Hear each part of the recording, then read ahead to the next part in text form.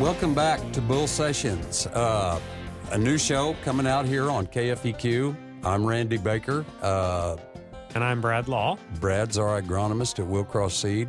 We're located in King City, Missouri. Our home office is in Garden City, Missouri. We also have a location in Chillicothe, Missouri. So we're spreading out. We're trying to reach you. Well, and, this idea was birthed from a newsletter that we started doing a couple years ago. I had the idea, and it's not something that is, this is our stuff, blah, blah, blah, that you'd see typical from the industry. This is just something that an idea caught my attention to write about that I thought our growers would listen to. And it started out with just a few hundred copies. Now we're going out to several hundred copies, go out every month. And we thought, well, we had to offer to do this radio, and we're going to try this out. And if anybody's got questions, they can email us at bull, BULL, at willcross.net. That's WILLCROSS.net. Yes. Bull at willcross.net. And we'll get that, and we'll listen to what you have to say and see what, if that spawns an idea for the next show, or if we can answer some questions or lead us in the right direction, and we'll go where it takes us. Right. We're going to be covering a wide range of stuff over the next several weeks and months and hopefully years and whatever. But, everything that's agriculture, livestock, machinery, crops. There's so many soil. decisions on when you make a, when you farm. What can we do? What about this? What about that? And it's not saying that this is a great idea. This is the only way to do it.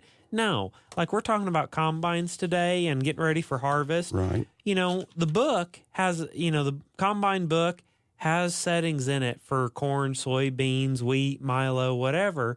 And those settings are just a place to start. Sure. They're not saying that's the absolute, way to set your combine every time. Because we've noticed, I have the test plots at my house, and I'll run, 30-some, I actually got 60-some trials of soybeans this year to run. Well, each one of those, I've noticed difference in the combine just running that trial. Sure, some between tougher. The two. Like a gray bean typically threshes easier than a dark tawny bean. Some guys like the dark tawny beans because they stay in the pod.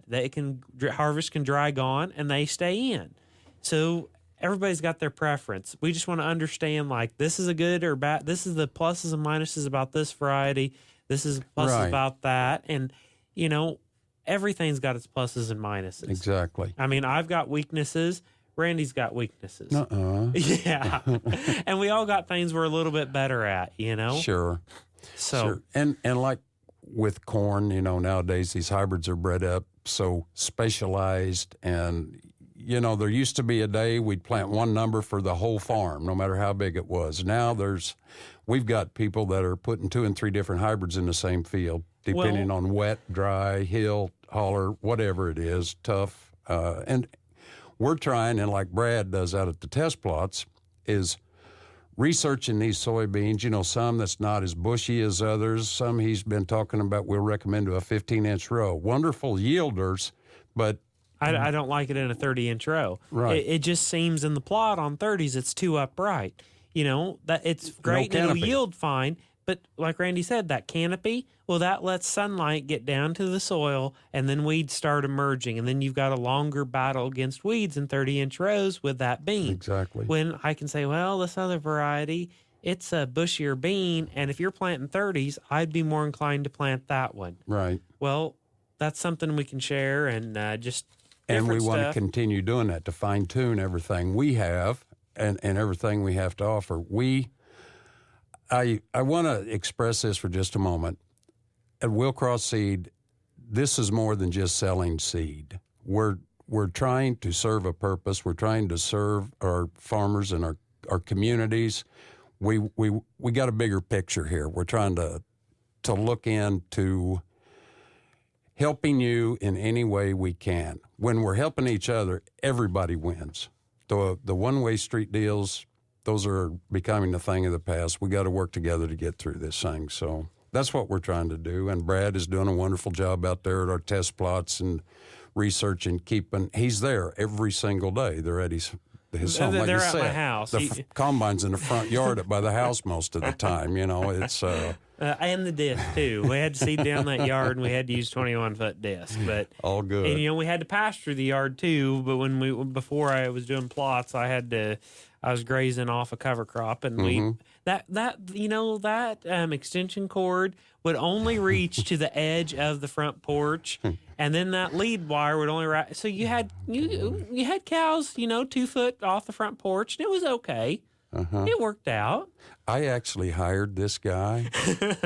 But we're talking about combining this week, yes, Randy, and yes. I get excited about focused. combine. We had that combine clinic. We did. It was a success. I got to take my combine in town in August, and that saw you. Just getting on the combine and getting it fired up and going through town and have the buddy pull the head trailer behind you, that just got me excited. Yeah. I mean, that's just an excitement that you don't get. Only a farmer would understand. I know. And then at 9 o'clock at night when we were done to load up, and I'm like, well, I'm taking her home. Mm-hmm. And I climbed up in there and fired it up and turned all the lights on and lit up the whole Living History Day grounds with the combine lights. That was exciting. I mean, we farm because we love to farm. Exactly. We don't farm because it's an easy job. We don't farm because we get rich doing it. We farm because we love to farm. Exactly. And it serves an enormous purpose. Okay, but we want to do this. We don't have to get filthy rich, but we want to make some money. We got to be smart and use our heads a little bit. And one thing I wanted to bring up, we're looking at soybeans, okay? Soybeans, if on an average seed size, let's say 2,800 seeds in a pound. Yep. That is 4 beans in a square foot on the ground is a bushel. Even if How much? Say that again. 4 seeds in a square foot is 1 bushel. Wow. And a bushel on soybeans, what are we talking right now? Well, $9. $9. Hopefully it gets to 10. Sure. But if we slow down and look, we've got to get our butt down that ladder and walk around the combine. Is it shelling at the head? Are we running it out the back of the combine? If we run it on the ground, we cannot sell it. It's costing you money. Well, and big money. What about some of those little piles you see? What are those? Well, when we're trying to fill the truck and we want to make it all in just as few trips as possible. Sure. What are those things that hold the tarp up? Is that like a... It's a gauge to fill it to there, That's right? the full line. I'm think taking not. it. So, no farmer, the full line. No farmer would ever fill it tarp bow to tarp bow and send it down the road. But we've got to get it on the truck and to the elevator to get paid on it. Okay, on corn, it says 2 kernels in a square foot is 1 bushel.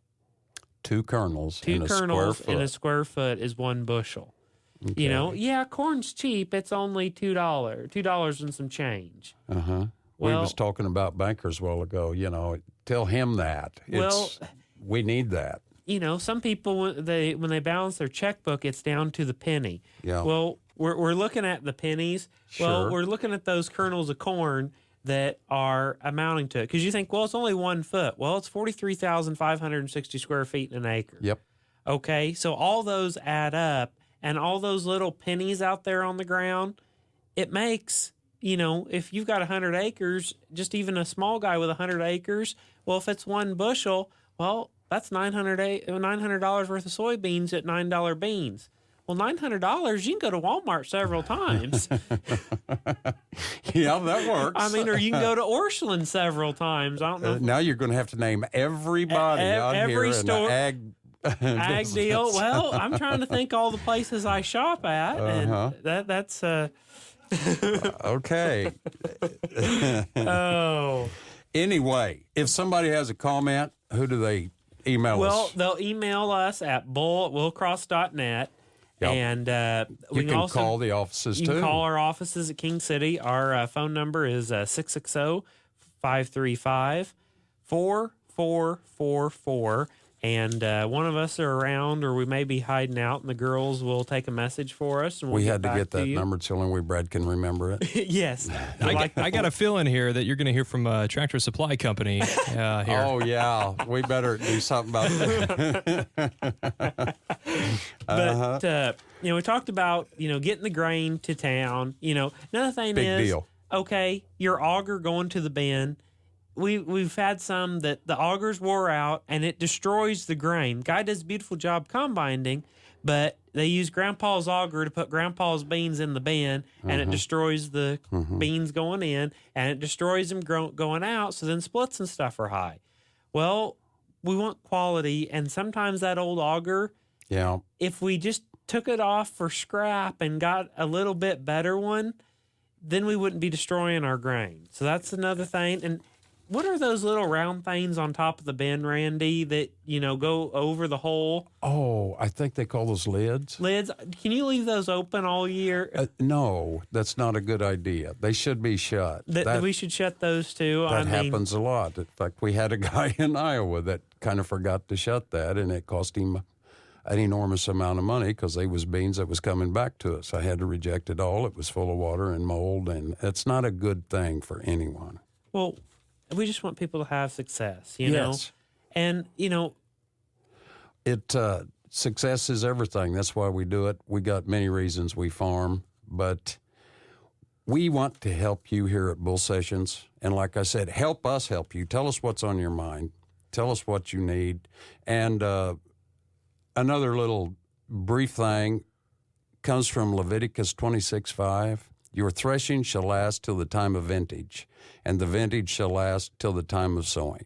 You shall eat your bread to the full and dwell in your land safely.